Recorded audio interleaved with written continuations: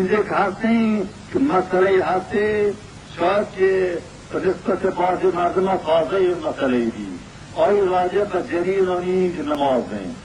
گماش ما چیزی واسطه چه قدیم الایام که جریر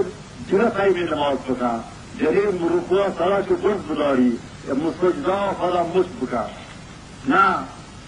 طبق احادیث پیغمبر روایت صحیح پیغمبر جریر مردیر نماز وانه کیفیتا که لباس کی فرق ہے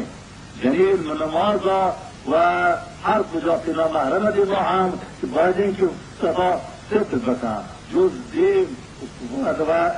دست کنی مچا جای دیگر ظاهر مکن لباسی باید که لباسی هم وزیر لباسی دی لباس جری کا لباس ہے شیر ظاہرے چیزی کا لباس اور شیر ظاہرے لیکن نماز وانگا اس فرق لیے سے انچو کہ مردین اوشتگے جرین اوشتگے انچو کہ مردین رکوئے کہ سرا و سرینا و قمرہ باید یکسان بداری ہم سرا بداری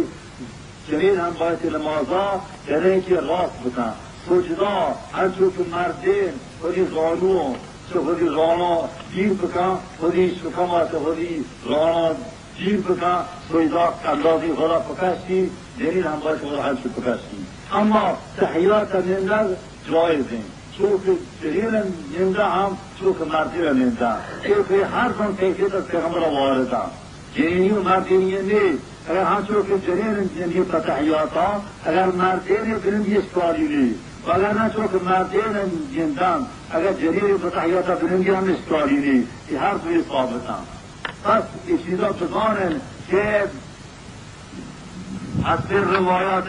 که صحیح از پیغمبر جریر مردین نماز هیچ فرقی نیست بچه که پیغمبر خدا صلی الله علیه وسلم زمانه را جریر مسیح رو به نماز حاضر گیرگن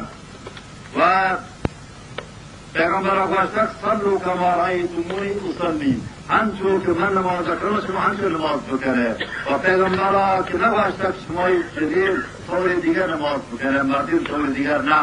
دستور عام این دادل که انچو من نماز کنم شما انچو نماز بکنه و این رندی آنگولا چند روایت هستین که ضعیف یه روایت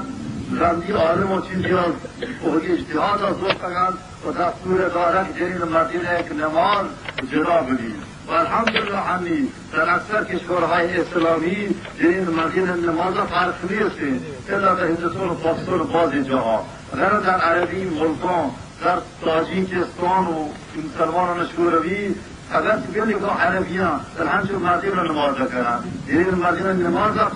فرقی نیست و